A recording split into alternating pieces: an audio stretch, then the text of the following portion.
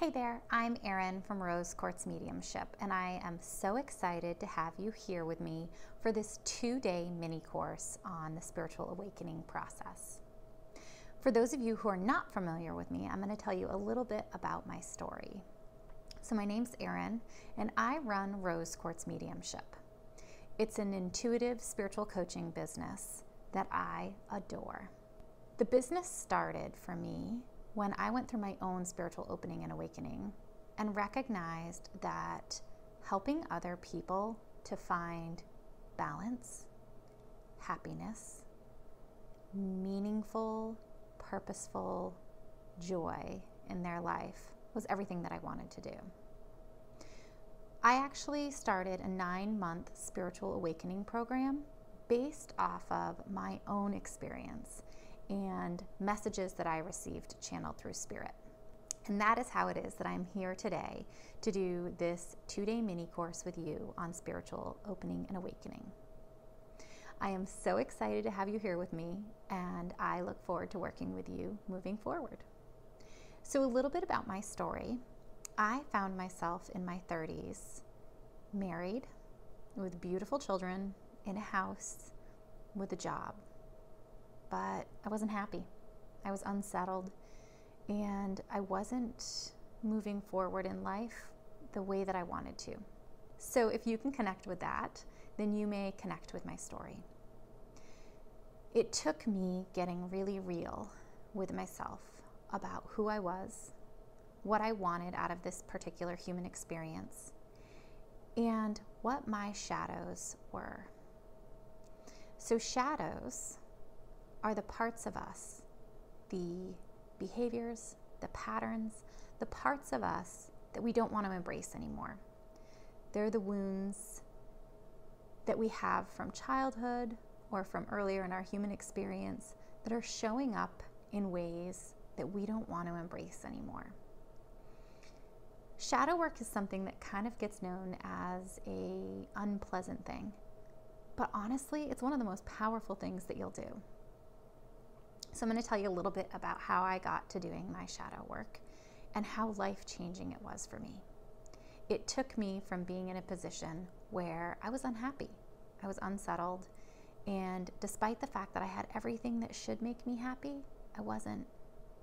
In fact, I was so unhappy that at a doctor's appointment, I was asked about happiness and depression, and ultimately had a conversation with my doctor, and I started an antidepressant medication. I didn't need that. I needed to get real with myself. I needed to find myself. I needed to know myself. I needed to embrace myself. And I certainly needed to love myself. And as I went through that process, all sorts of things changed in my reality. I began to manifest. I began to feel grounded. I figured out who I was and what I wanted out of this human experience. And I know that you can too. So, back to my doctor. I started an antidepressant, was on it for a very short period of time, and recognized that wasn't the answer. The answer really came from inside of me, and I needed to get really honest with myself. So I started working on my vibration levels. I started recognizing what made me feel good and what didn't. I started working on boundaries, and we'll talk about those a little bit more in this 2-day mini course. I started understanding that I was an empath and I didn't have a shielding practice in place. I got good and grounded and recognized what my own psychic hygiene practice needed to look like in order to feel good every day. And then I started doing it, implementing it, and being really, really diligent about it. I figured out how to create and hold sacred space, how to keep a particular energy level in my home, in my reality. I went on to manifest all sorts of things that I wanted, that I had desired, but that I hadn't felt worthy of. And so before I could manifest, I had to do a lot of shadow work, which again is the act of looking at the parts of you, the patterns, the behaviors that you don't want to embrace, and tracing back to those root causes of where did this pattern start?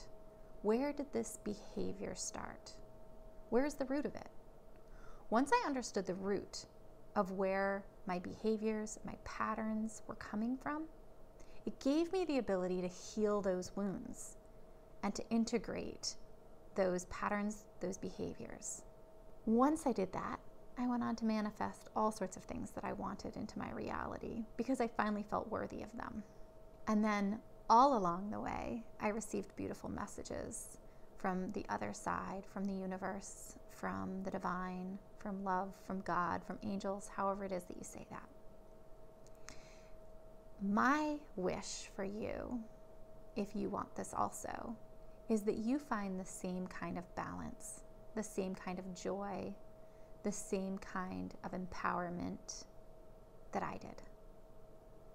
I've been running the Spiritual Awakening program for a couple of years now, and I love it. I absolutely love it. The results speak for themselves, and I have countless clients who are in the driver's seat of their life. They are happy every day. Their mindset has shifted, their reality has shifted, they're being purposeful with their life, they're being present in their life, and they're having the human experience that they want to have. So if you want that also, I want that for you. And if you're not there yet, that's okay too. Maybe someday you will want that. Maybe someday you will be ready. And whenever that day is, know that I'm here and I can't wait to work with you. So that's my story. That's a little bit about who I am and how it is that I started running Rose Quartz Mediumship and my Spiritual Awakening program. So let's get started on a couple of things that you'll want to start to look at and embrace and play with and dance with and move with and create with as you move through your own spiritual opening and awakening process.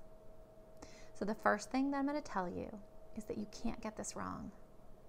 Your spiritual opening and awakening process is divinely right for you. You can't get it wrong. It is going to be perfect, just the way you do it. So however it is that you show up, whether you're showing up at 22 or whether you're showing up at 72 or whether you're showing up at 32, it doesn't matter. It's exactly when you were meant to do this work, and it's perfect. And just remember that as you move through this process. You'll hear me say this throughout any workshop, any of my programs, any of my classes, but I want to make sure to say it here as well. These are my truths. They don't have to be yours. I am such a huge believer that people can have different truths. Something can be true for me that isn't true for you, and something can be true for you that isn't true for me. And those things can shift and change. So something that is true for me today may shift or change and not be true for me tomorrow or in 7 years, and vice versa. I remember having a friend who told me that my reality was completely and utterly in my control. And I remember telling him, no, that was not true for me. It did turn out to be true for me. So that's a small example of how truths can change. I wasn't ready to recognize that everything in my reality was a reflection of the vibration level that I was putting out, what I was willing to tolerate, my boundaries or lack thereof. So I am responsible for everything in my reality. And at the time that I had that conversation with my friend, I wasn't ready to accept that. Mostly because if I accepted that, then that would mean that I'd have to make some changes because I was unhappy. And I wasn't ready to say that I was in charge of my own life, which sounds ridiculous now when I say it. But the reality is I wasn't there yet. And that's okay. Not only is it okay, it's perfect. I got there. I got to the point where I said, I am responsible for my entire reality. I am responsible for everything in my reality. And that's a beautiful thing. So your truth and my truth don't have to be the same. They can be the same, or they may be the same someday. Thing number 2, I will always tell you to drink more water. As a sensitive person, as you're going through your spiritual opening and awakening process, being properly hydrated is going to be a huge benefit to you. And thing number 3 Own your shit. That it was a really hard one for me initially. Again, it goes back to that being responsible for everything in my reality. In order for me to be in the driver's seat of my life, it meant that I had to own my shit. I had to accept that things that I didn't like about myself were mine. They were mine to heal. They were mine to change. They were mine to shift. And when I did that, I was in the driver's seat of my life. So those are the 3 things that you will hear me say at every workshop, at every class, at every seminar that I run. So now, moving along, we're going to talk a little bit about vibration levels. Everything in life vibrates, right? You vibrate, I vibrate, apples vibrate, trees vibrate, everything vibrates at different levels. And as such, if you want to feel better every day, you may want to start to look at your vibration levels. What foods are you putting in your body? How much are you sleeping? How much water are you consuming? When you're around people that vibrate in a lower place, how do you feel? Does it pull your vibration level down? The more that I looked at vibration levels and the more that I recognized how impacted I was by everything around me, what I was putting in my body, what I was consuming, not just from food, but from people, right? From social media, from the news, from my friends, from my family. It's all consumption. When I got really mindful of what I was consuming, what my reality was bringing into me, I began to see huge changes. Huge changes. So, as you move forward with your spiritual opening and awakening process, I would encourage you to start looking at vibration levels. If you want a more in-depth explanation of vibration levels and how to work through them, look at the handout that is attached in this program. You'll also find that it's the first module in my Spiritual Awakening program. That's a 9-month program where you have the tools, the structure, the community, and the support that you need to go through your own spiritual opening and awakening process. Boundaries. Let's chat for a second about boundaries. So it actually took me a long time to understand boundaries. I used to think that boundaries was me saying what somebody else could do. That's actually not how boundaries work. So I'm going to take a second and explain, again, this is my truth, what boundaries are. So boundaries are you saying what's allowed in your reality. So we're going to talk about your reality as if it was your house. You get to say what happens in your house, right? So in your house, do you allow abuse? Do you allow toxic communication? Do you allow insert anything, right? You don't get to say what happens in somebody else's house. So you can't say at your house, I don't tolerate abuse, right? But you can say that you won't tolerate going to somebody's house, and they may not come to yours. So boundaries are about your own reality. You don't get to say what other people do at their house. You do get to say what happens at your house. What are you willing to tolerate? What do you accept? And you get to say if you're willing to go to somebody else's house. So if somebody is communicating in a very toxic way, you may make the choice not to go to their house. That's your choice. That's your boundary. If somebody is communicating in a very toxic way, you may make the choice that they are not allowed in your house. You don't get to say what they do at their house. Does that make sense? So boundaries are about you in your reality and what you allow, and whether or not you expose yourself to other people's reality. When I really started to understand boundaries, and when I really started to understand how to implement them, and how to hold them, so many things in my life changed. So a simple example of a boundary might be when I say that I don't want to go out with a friend, I mean that. I say that, I mean that, I'm not going to back down. So even if I have a friend who I absolutely adore, and he or she asks me to go out and have lunch, but I don't want to. Not because I don't have time, not because I don't have money, but because right now that's not what my soul needs. Instead of saying, okay, or feeling pressured to go, I say, no, thank you. I appreciate the offer, but I can't make that work, or I'm not able to attend, or just simply, no, thank you. That is honoring what I need, what my body needs, what my soul needs, what I need. And that is an incredibly, incredibly powerful thing to start doing. When you start saying, no, thank you, or yes, I would love to do that, but you start being really purposeful with what you do and do not want to do, you are going to be amazed at what shifts or changes in your reality.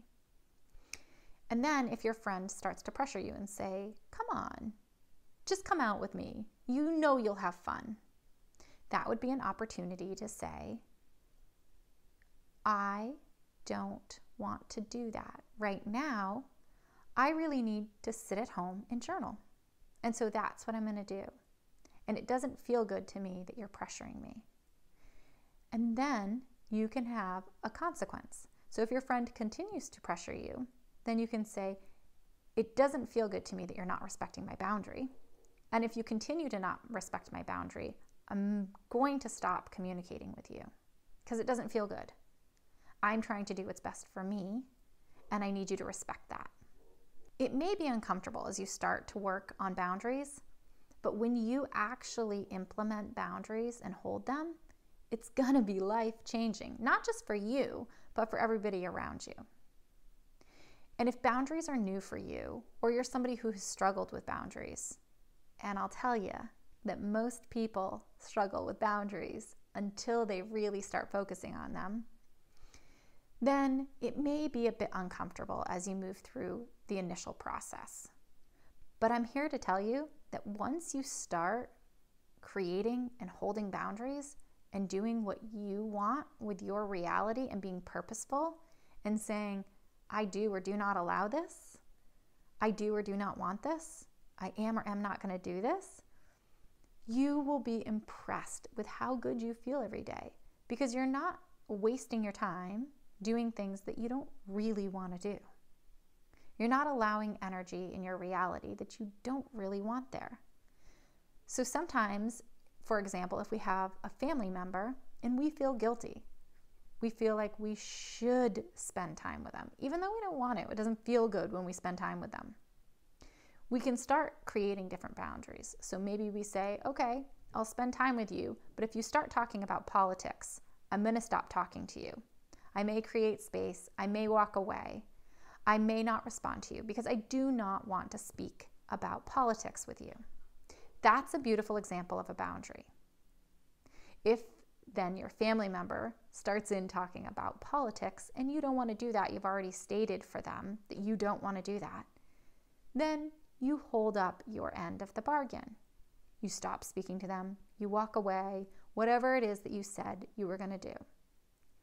They may challenge it initially, but eventually they'll figure out that they can't walk all over your boundaries. And it's going to be a really powerful thing. Sometimes it's not that you don't enjoy someone, it's that you don't enjoy particular topics. And if you create boundaries around those topics, then you may actually enjoy your family member. Or maybe not. Maybe they don't respect your boundaries. Maybe they can't respect your boundaries. And then you create a new boundary where maybe you stop seeing them until they figure out and own their stuff, right? So boundaries are incredibly, incredibly powerful. And if you're new to boundary work, know that it will be life-changing. truly life-changing. It really will. And even when it's difficult, you're going to turn around and say, wow, am I glad that I did that? Because I am now in control of my reality. Shadow work. Let's talk for a minute about shadow work. Day 1 of this 2-day mini course, we're going to go over just a bit about shadow work. You've heard me talk about it a little bit, and the reason that I'm chatting about it so much here on day 1 is because it's incredibly, incredibly powerful. Shadow work is looking at the parts of us, the shadowy, darker sides of us that we don't want to embrace anymore. The parts of us that are wounded, the parts of us that need to be healed. This only happens when you're ready to be really honest with yourself. And I will tell you that when you are ready to be really honest with yourself, it's going to change your world. The moment that you say, I'm going to stop running or hiding from this shadow, instead of running away from it, instead of pretending that it doesn't exist, instead of saying that somebody else is responsible for it, or this is just how I am, these are my patterns, these are my behaviors, this is part of me, the sooner you say, oh, it's part of me, but gosh, it needs to be healed, because that's not how I want to live my life, you're going to have your whole reality change. You're going to love it. In the moment of shadow work, you might not love it, but I'm here to tell you that when you get to the other side of shadow work, you're going to love it, because those parts of you that need to be healed, they're not going to go away. They're going to be there until you're ready to heal them. So when you heal them, when you take steps towards your own shadow work, when you start healing your inner child, when you start healing wounds, you are going to be amazed, absolutely amazed at how it changes your life. Because those patterns, those behaviors that you didn't want to address, that you don't want to be seeing in your reality anymore, they're going to start to be integrated. And you're going to be a better version of you. You're going to be a happier version of you. You're going to be a more fulfilled version of you. So, let's do a little exercise. I want you to take a minute, take a couple of slow, deep breaths, and then say to yourself, what is one pattern, one behavior, something about myself that I don't want to embrace anymore? I'm ready to release it. I'm ready to let it go.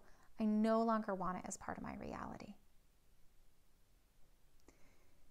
Take a minute and write it down. Be really honest with yourself and pick just one. You can repeat this as many times as you want. But today, on day 1 of this mini course, we're only going to pick one. Once you have picked one, I want you to ask yourself, what is the root cause of this? Where's the wound? What happened that created the scenario that this is the behavior, that this is the pattern, that this is how I present? And I'm going to give you a couple of examples. So sometimes we might pick something like, I seek external validation, right? So I am constantly trying to get attention from outside sources, whether that be sexual attention, whether that be job performance attention, whether that be family attention. I'm constantly seeking attention from the outside. That's part of the human experience, but we all know when we take it to excess, when it doesn't feel good that we're seeking attention and wanting other people to tell us how great we are, because we can't do it ourselves, right? We have a hard time internally validating. So if that's the pattern, if that's the behavior, if that's the shadow that we're looking at, then we take some time and we journal and we write and we sit with, we meditate with, we may walk with, we may run with, we may dance with, we may take a shower with, however it is that you process and really ask yourself, when did this start?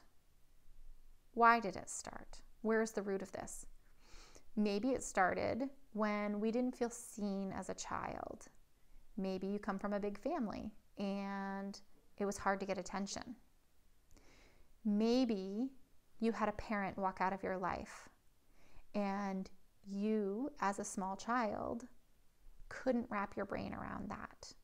And so you were constantly trying to get attention. There was a fear of abandonment that happened for you.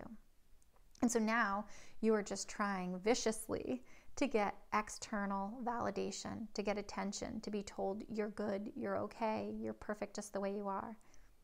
Because somewhere inside of you, there's a little child who doesn't feel safe, who doesn't feel good, who doesn't feel perfect, who doesn't feel amazing.